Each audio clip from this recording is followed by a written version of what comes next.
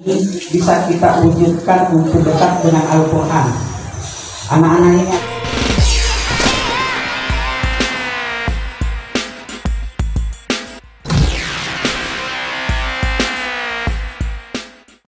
kegiatan-kegiatan kemasjidan selama 1 bulan ini, minimal mereka juga bisa belajar untuk mengelola masjid. Itu yang kedua. Yang ketiga, nah, karena anak-anak kita ini penghafal Al-Quran, maka saya sangat berharap anak-anak kita yang ada di rumah itu bisa belajar ngaji kepada mereka. Tinggal kita sepakat dengan mereka jam berapa, termasuk bapak-bapak dan ibu-ibu yang mau memperbaiki tajwid bisa buka kelas, bisa bikin kelas tajwid. Mau diperbaiki, mau sama-sama ngaji setelah taraweh, mau ngaji sama-sama pagi dan lain sebagainya. Karena mereka ini, anak-anak kita ini yang 8 orang, 9 orang itu akan standby 24 jam di Masjid An-Namirah, siap menerima apa yang menjadi program masjid ini. Ibu-ibu yang mau belajar ngaji silahkan, yang mau belajar tajwid silahkan, anak-anak yang mau belajar wudhu silahkan, yang mau belajar ngaji silahkan, yang mau belajar ceramah silahkan. Itu bisa dibimbing oleh anak-anak santri kita. Tinggal kita buat kelas jam berapa sehingga itu bisa terprogram dengan baik. Manfaatkan ini karena mereka 1 bulan ada di tempat ini, insya Allah.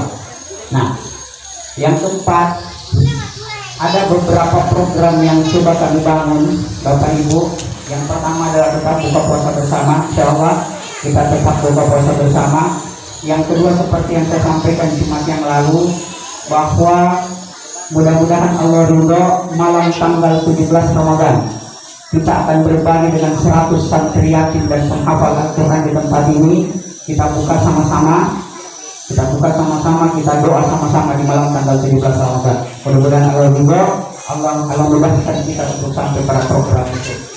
Yang keempat, alhamdulillah kita telah mendistribusikan tadi 200 dos air untuk pondok-pondok pesantren dan masjid-masjid pedalaman.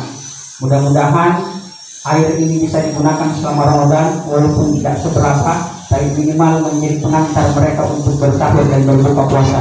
Mudah-mudahan pahalanya mengalir kepada kita semua.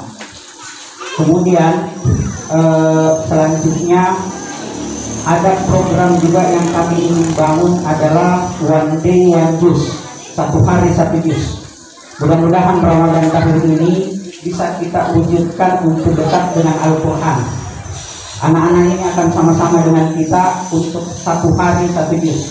Jadi kalau kita sudah sholat zuhur 4 lembar, sholat asar 4 lembar, sholat subuh 1, sholat maghrib 1, itu 10 lembar.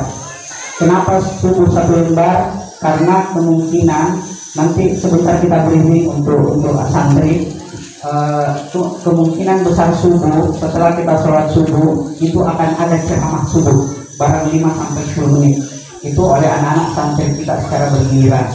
Nah, anak-anak juga yang mau tampil subuh silahkan untuk ceramah subuh, sehingga kita bisa berlama-lama di masjid ini sampai waktu syuruk. Ketika waktu syuruk tiba, yang mau duha silahkan, yang mau tidak duha silahkan.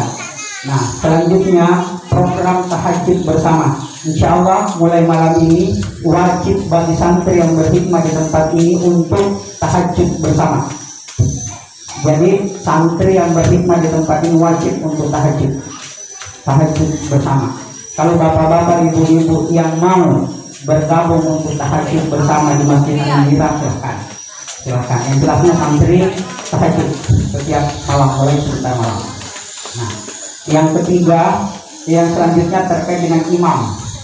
Ada kita punya santri 9 nanti mereka bergantian jadi imam supaya jamaah tidak bosan.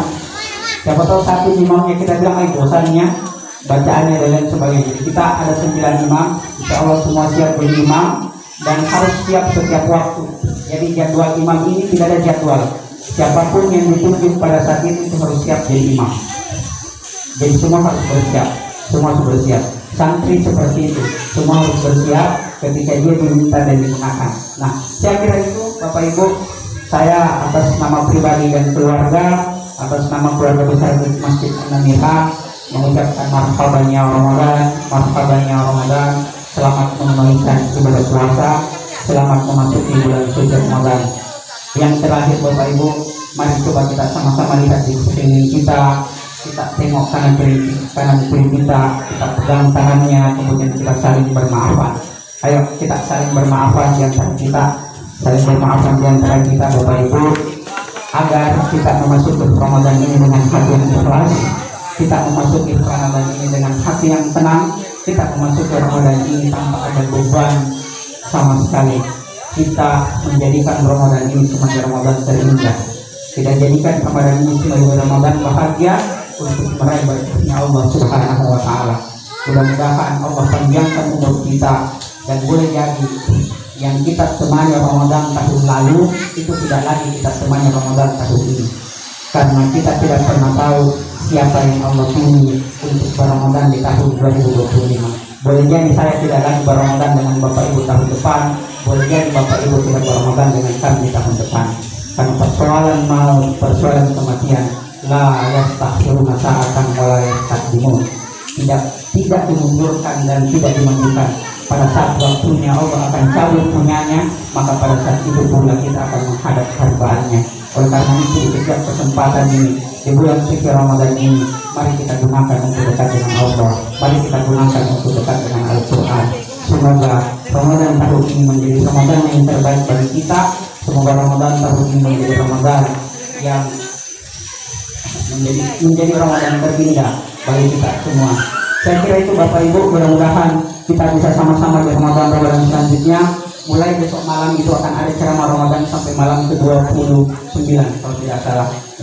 Terima kasih. Bila bisa dilihat, wassalamualaikum warahmatullahi wabarakatuh. Karena namun mana dari kaum